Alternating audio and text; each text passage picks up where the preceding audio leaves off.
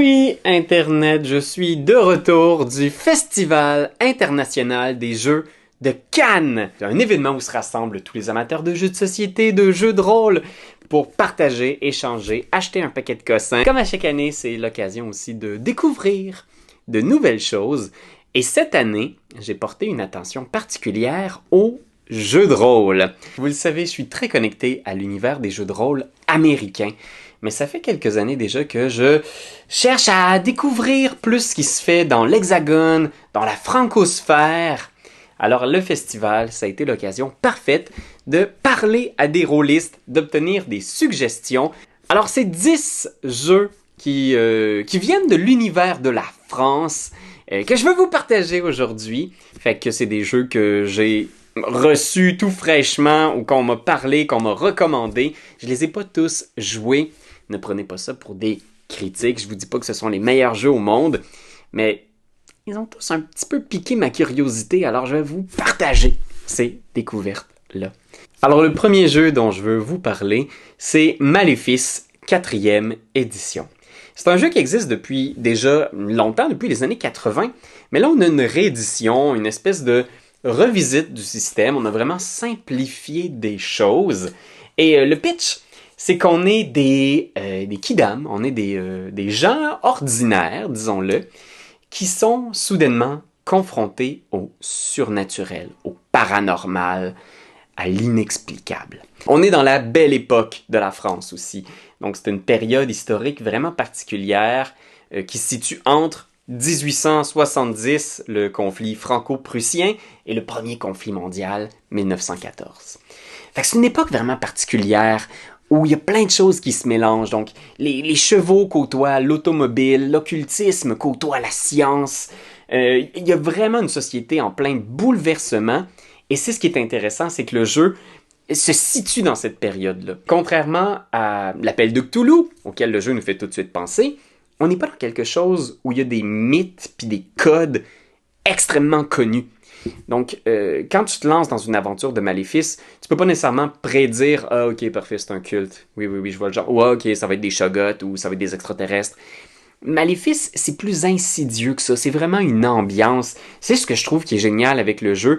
C'est qu'on sent les forces du mal, mais l'aventure ne va pas nécessairement t'y confronter directement. Puis un des aspects que j'aime beaucoup de ce jeu-là aussi, c'est qu'il y a un paquet de cartes de tarot. Et même à la création de ton personnage, donc tu vas créer ton personnage, ton héros, ton enquêteur, mais on va aussi le tirer aux cartes. Donc on va faire une lecture de tarot pour voir quel est le destin de ton personnage. Qu'est-ce que le savoir de l'univers a réservé pour lui. Puis ça, déjà, ça met dans l'ambiance d'avoir un tarot comme pièce fondamentale du jeu. C'est vraiment chouette. Ensuite, on a Critical Sanctuaire.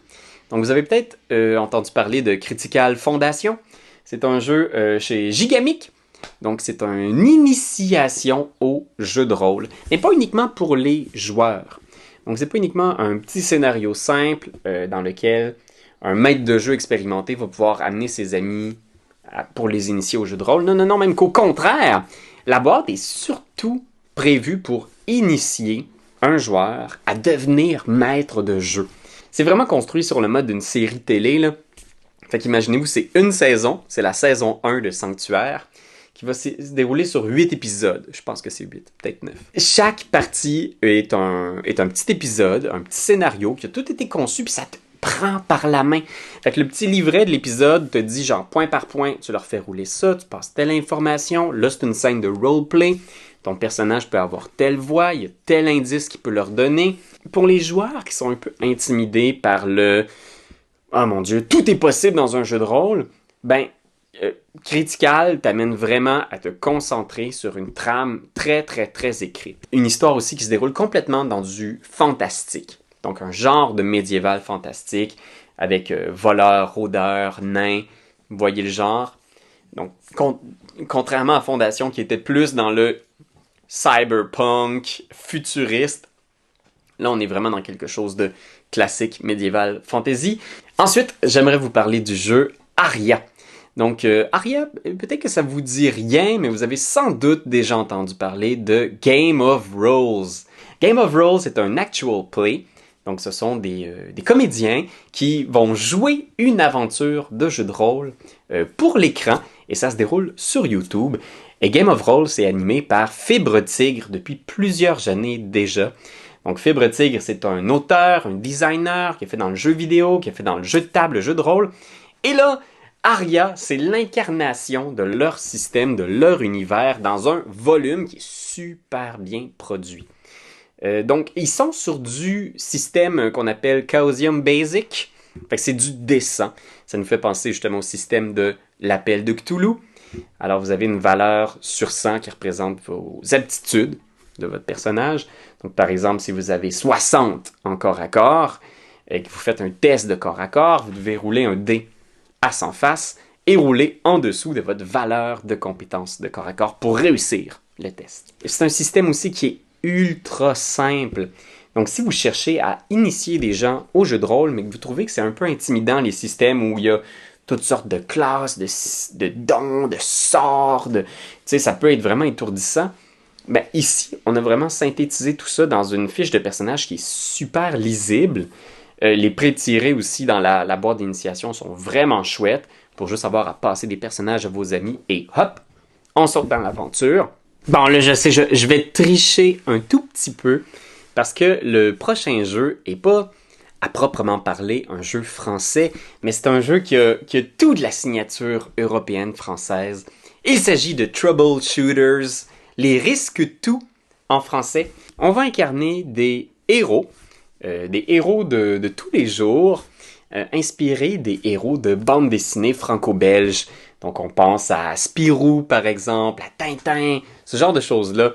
Et on est impliqué dans des mystères, des enquêtes, où on va essayer de contrarier les plans d'agences maléfiques qui veulent juste faire les pas fins méchants. Donc oui, le jeu se joue avec un système de dés à 100 faces, donc un système qui est un peu similaire à l'appel de Cthulhu, mais avec quelques petites twists intéressantes. Mais c'est vraiment les scénarios. Moi, j'ai lu justement le mystère du U-Boat, puis tout de suite, j'ai eu un coup de cœur pour le jeu, parce que l'aventure est tellement bien faite. Elle nous propose donc d'essayer de retrouver la trace d'un sous-marin perdu. Et on va devoir trouver des indices partout à travers le monde. On est sur la piste d'auteurs, de journalistes. On va passer de New York. On va aller de New York à Paris, au Japon. On va aller vraiment partout dans le monde pour trouver des indices. C'est un genre de bac à sable, enquête, super système, une belle ambiance. Puis des superbes illustrations aussi. Je sais pas si vous avez vu, mais ça look, ça rock. Le prochain jeu, ça fait un petit moment déjà qu'on l'a entre les mains. Les créateurs nous avaient envoyé une copie. Puis c'est le jeu que j'ai revu en plus cette année. Puis il y a plein de gens qui m'en ont parlé.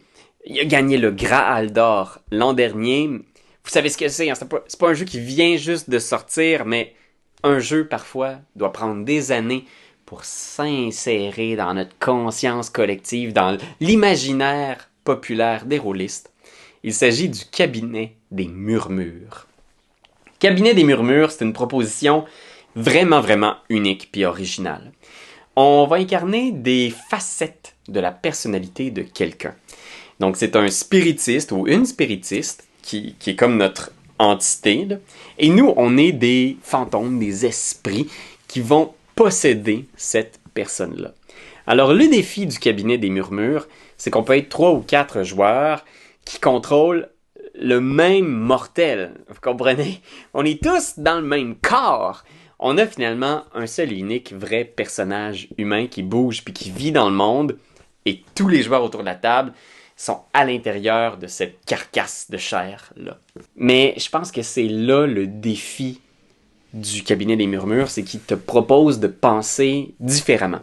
Fait que c'est une expérience que c'est sûr que ça ressemblera pas à rien de ce que tu as vécu. Moi, c'est ce que j'ai trouvé un peu difficile avec le Cabinet des Murmures, c'est que d'un côté, il est extrêmement généreux. Donc à l'intérieur du livre, t'as autant le mythe de la magie des fantômes, des spectres, puis des forces vitales à l'intérieur de nous, de l'arbre de contrôle spirituel qui va te servir à contrôler ton mortel et les différentes facettes de sa personnalité. Et T'as aussi de l'autre côté l'ensemble de l'histoire d'un monde parallèle, parce que le jeu se déroule dans une Europe qui ressemble un petit peu à la nôtre. Fait que ça, déjà, c'est un gros défi d'apprentissage. Faut que tu apprennes un univers parallèle, faut que tu apprennes un système de magie spirituelle un peu bizarre, puis faut que tu deals avec une réalité de rôliste que tu n'as jamais connue avant. Ça fait beaucoup.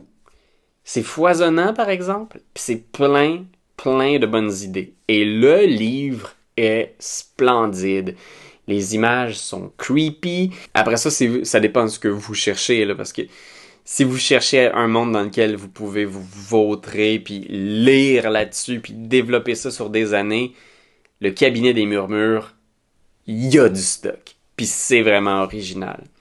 Fait que si vous cherchez à faire du team building aussi, je pense que ça peut être intéressant de se dire, hey, on est plusieurs, on contrôle un corps, what's up with that? OK. Ensuite, c'est en discutant avec des gens puis en cherchant des auteurs un peu indépendants ou des trucs un peu différents, il y a vraiment plusieurs rôlistes à Cannes qui m'ont dit que je devais lire les jeux de Côme Martin. Côme Martin, c'est un auteur qui fait toutes sortes de choses vraiment éclatées.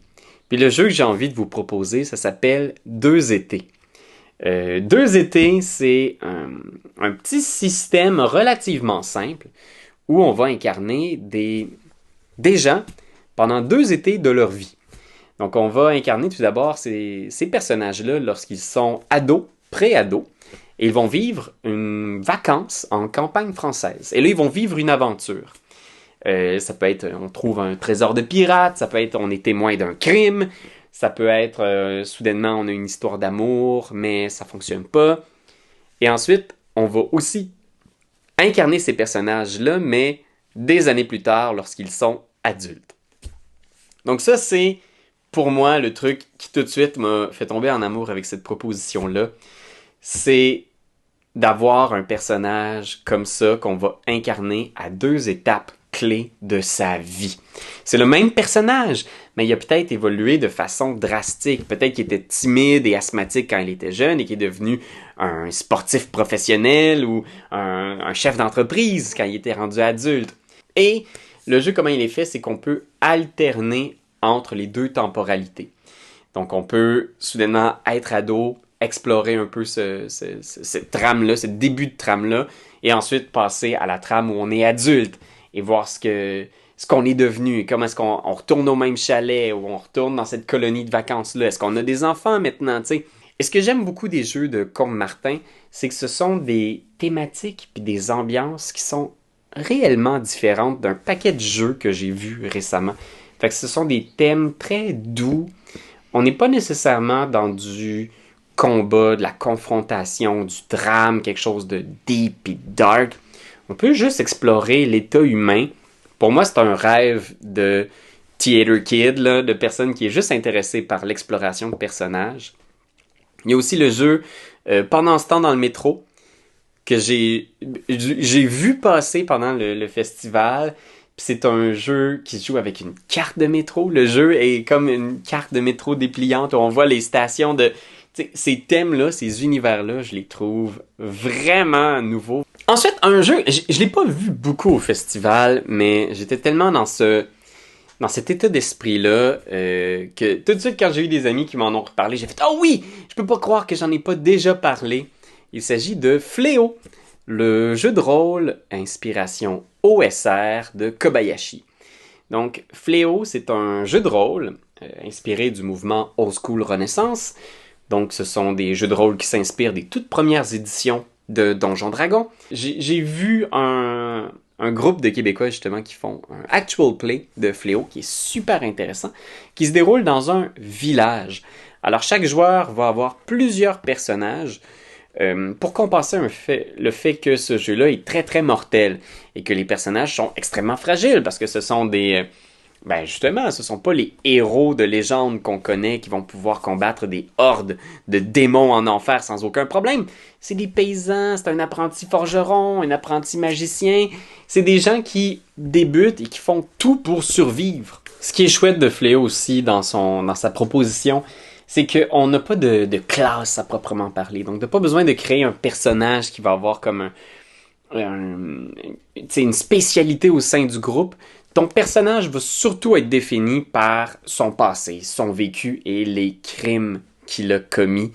Parce que c'est un jeu dans lequel tu peux tout à fait jouer des pas fins ou des pas bons ou des gens qui ont été justement un petit peu qui n'ont pas nécessairement toujours fait les bons choix dans la vie. Puis c'est intéressant parce que justement dans cette étude de personnages-là, t'auras pas nécessairement ça va être un peu des anti-héros. Fait que de les voir mourir, tu seras pas nécessairement non plus complètement déchiré de voir comme la personne qui était oh, elle a tellement bien fait, elle a été tellement géniale. Non, ça brise un petit peu moins le cœur dans Fléau que les personnages meurent ou ne survivent pas parce que de toute façon, ils étaient pas super gentils. Ensuite, on peut pas passer à côté du gagnant du Graal d'or de cette année. Donc, il y a un comité qui remet à chaque année des prix pour les meilleurs jeux de rôle de l'univers français, de la France. C'est remis dans le cadre du Festival international des jeux. Et cette année, le prix est allé à Nock ou Nioch. Nioch? Il y a un guide de prononciation dans le livre qui est censé t'aider à bien prononcer le nom du jeu. Malheureusement, je suis pas capable. L'histoire, c'est que l'humanité, la Terre, a été enveloppée par une espèce de structure extraterrestre, alien, incompréhensible. Quelque chose qui s'appelle l'objet Dieu, l'artefact. On ne sait pas exactement ce que c'est, une genre de sphère de noirceur qui est venue enfermer notre monde. Les étoiles ont disparu. Il y a un nouvel ordre mondial qui s'est installé qui s'appelle l'administration. L'administration, c'est une espèce de tyran éclairé / comité communiste. Et nos personnages sont un peu des héros de ce monde-là. Ils devront survivre dans un monde où ils sont maintenant prisonniers. C'est un peu une espèce de cellule révolutionnaire. C'est un monde qui est très très dur, hein, parce que oui, effectivement, on a vraiment l'impression de vivre à l'intérieur d'un camp de travail. D'ailleurs, il y a une des aventures de Nock où carrément l'aventure se déroule au sein d'un camp de travail de l'administration. Donc il faut pelleter des corps, éviter d'être exécuté sommairement, trouver une façon de s'évader. Fait que tu sais, oui, c'est des sujets extrêmement durs, très matures, mais il y a aussi tout cet aspect mystère. Qui est derrière l'administration? Est-ce que c'est réellement des humains? Est-ce que ce sont des extraterrestres qui nous envahissent? Des gens d'une autre dimension? Est-ce qu'il y a une dimension occulte à tout ça? Il y a un système de jeu aussi qui est unique à Nock. Fait que c'est pas juste un univers très complexe. Il y a aussi des règles pour jouer le jeu. Chaque personnage vient avec une série de talents. Et quand tu veux faire quelque chose, le maître de jeu établit un niveau de difficulté. Et on compare par la suite si ton talent est égal ou supérieur à cette difficulté-là. Et là où c'est cool, c'est que tu peux décider de faire ce qu'on appelle tenter le destin. Et à ce moment-là, tu vas lancer une série de D10. Et pour chaque résultat de 8, 9 ou 10 sur ces dés-là que tu vas avoir lancé, ta valeur de talent va être augmentée de 1 pour ce test-là. Mais pour tous les 1 que tu vas avoir roulé, ben, la valeur de fiel de la session va augmenter. Et dès qu'on atteint un certain seuil de fiel, je pense que c'est 5, ben, il peut y avoir des effets néfastes qui sont déclenchés par le maître de jeu, qu'on appelle la loi dans Nock. Donc la loi peut soudainement, je sais pas, l'artefact peut s'éveiller, soudainement, genre, la physique autour de vous va changer, ça se peut que l'administration subisse un soudain changement, toute la direction est changée, tes contacts que tu avais au sein de l'administration, ils ont été exécutés. Il y a énormément de détails techniques fournis dans le livre, et ça fait que les 228 premières pages du livre sont dédiées entièrement à l'univers. Je pense qu'il faut vouloir ça, il faut que vous ayez envie d'un jeu de rôle qui vous propose un univers très très très riche. Il faut avoir envie de lire, parce que tu peux pas juste passer en diagonale, il y a du stock, mes amis, il y en a. Maintenant, un autre gros coup de cœur pour moi, une autre vraiment belle découverte. La couverture de ce livre-là m'a tout de suite donné le goût de l'ouvrir puis de le regarder. C'est Les Veilleuses, chez OBA Éditions, si je me trompe pas. Un chouette petit ouvrage poétique. C'est un tout petit système. Donc ça, c'est le genre de jeu où t'as beaucoup d'univers, puis de saveurs, puis de thématiques, puis de bonnes règles en 32 pages. on va incarner des esprits de la forêt, des esprits de la nature, qui ont comme responsabilité de juste protéger l'équilibre du monde. Alors cette aventure-là peut se dérouler dans une plante d'un bureau d'avocat, comme ça peut se dérouler dans une forêt dense, une jungle, ou un petit bosquet qui risque d'être détruit pour laisser place à un stationnement. Ce qui est chouette ici, c'est que ça peut être extrêmement poétique, fait que ça peut être un one-shot, où est-ce que vous avez un but simple et sensible. Il y a des choses comme ici où ils disent protéger un arbre, guider un bébé animal dans la première année de sa vie. Et c'est un jeu qui est en narration partagée et qui vous offre beaucoup d'outils pour partager la narration entre le maître de jeu, la mère forêt, et tous les autres participants de l'activité. Et là où je pense que c'est génial, c'est le petit système de dés au cœur de ce jeu-là. Donc vous avez des D6. Quand vous voulez entreprendre quelque chose, un joueur va décrire son intention. Ça peut être par exemple de... Ce que je vais faire, c'est que je vais créer des racines qui vont sortir du sol puis qui vont genre prendre les jambes de l'humain qui vient d'entrer dans la forêt. Parce que je veux lui faire peur. Donc là, ce qu'on va faire, c'est qu'on va regarder pour cette compétence-là combien de D6 sont roulés. Les autres joueurs peuvent participer, peuvent aider en mettant eux aussi de leur D6. Et là, on va faire un petit jeu de Yahtzee. On va lancer les D6 et on veut obtenir des succès. Les succès, c'est les faces de dés qui correspondent à l'aspect de votre action entreprise. Donc, chaque face de dés représente un aspect des veilleuses. Je crois que 1, c'est la création, par exemple. Puis 6, c'est la destruction. Donc là, mettons, je veux faire de la création de racines. On se dit ça, là. Je cherche des 1. Fait qu'on roule les dés, puis je veux obtenir des 1. Chaque 1 roulé sur les dés est un succès. Et j'ai des relances, comme au Yahtzee. Donc, je pourrais choisir de relancer les dés en espérant obtenir les fameux 1 qu'on cherche. Ce qui est chouette aussi, c'est qu'il y a des choses qui peuvent se produire narrativement selon la combinaison de dés. Fait que si vous êtes capable de faire une suite, par exemple, vous faites 1, 2, 3, 4, ben à ce moment-là, ce qui se passe, c'est oui, ok, vous n'avez pas un succès dans ce que vous vouliez faire, mais la mère forêt va déchaîner sa magie.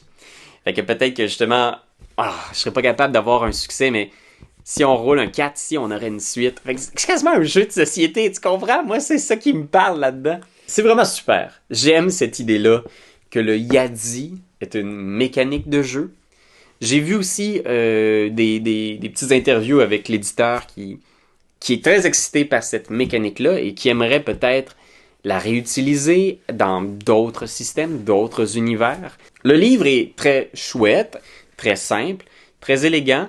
J'ai entendu dire qu'il y avait des petits collector edition où est-ce que les feuilles de personnages étaient même ensemencées. Donc vous pouvez créer votre feuille de personnage et quand la partie est terminée, vous pouvez la planter pour en faire une jolie plante.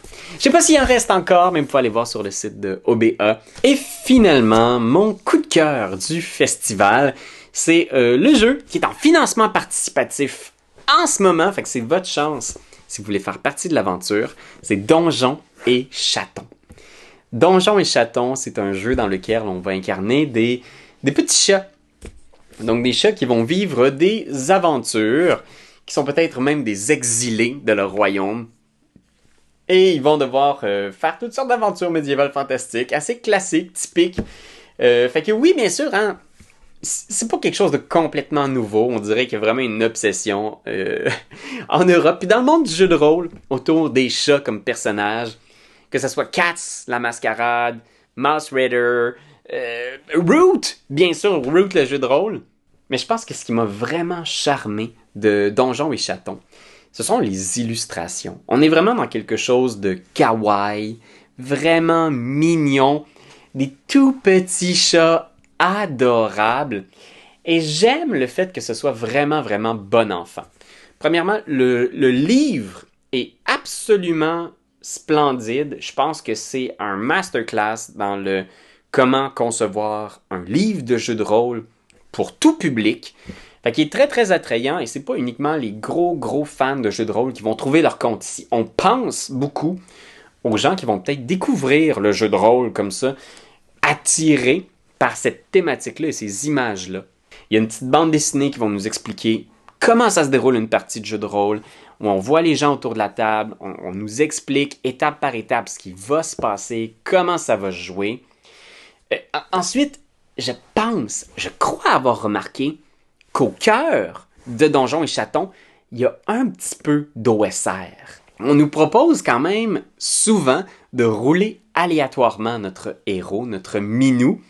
Fait qu'on va rouler parce que notre chat, là, notre personnalité de chat, notre travail au sein de l'équipe va dépendre beaucoup de notre enfance, de là où on a été élevé. Et il y a plein d'origines extraordinaires qui vont te faire avoir une classe finalement. Donc si t'es un chaton des rues, tu vas sans doute avoir des spécialités dans te cacher dans l'ombre. Peut-être que ton équipement aussi va être constitué beaucoup de une cape sombre, un couteau bien aiguisé, des outils dépareillés. Mais si tu as été élevé par les adeptes de la magie, ben là, à ce moment-là, peut-être que tu vas avoir justement un grimoire avec plus de sorts, tu vas être habitué à déchiffrer la magie, tu vas peut-être avoir des petits accessoires magiques. C'est très OSR parce que ce que tu as pour te démerder dans le monde, ça repose beaucoup sur le contenu de ton sac de voyage. Et le système de jeu, c'est un système 3D6. Donc, tu vas toujours lancer 3D6 et tu vas obtenir sur tes D6 une valeur qui est égale ou inférieure à ton habileté. Donc, si tu es costaud 3, par exemple, tu veux donner une baffe, un bourre-pif à un méchant porc-épic, mettons, ben, tu roules les 3D6 et tous les résultats de 3 ou moins sont des succès.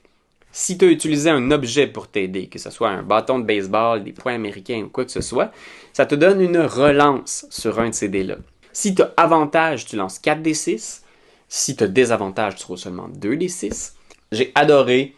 Vraiment, j'ai déjà roulé 2 petites parties avec ma fille des scénarios qui sont fournis dans Donjons et Chatons.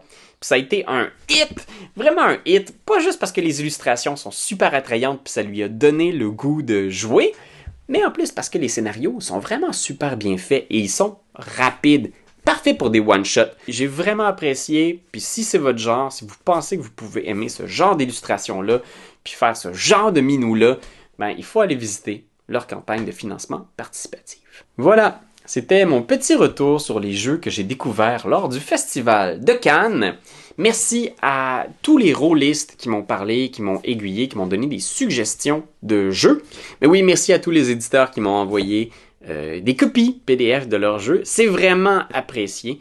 Puis voilà, on se retrouve très bientôt avec d'autres couvertures de jeux de rôle. N'oubliez pas de vous abonner à la chaîne Etugame Jeux de rôle. Puis si vous voulez voir des exclusivités, que ce soit nos conseils jeux de rôle à l'avance ou notre partie de Gregenroth, il faut s'abonner à notre Patreon. Fait que merci tout le monde et on se retrouve un moment donné, là.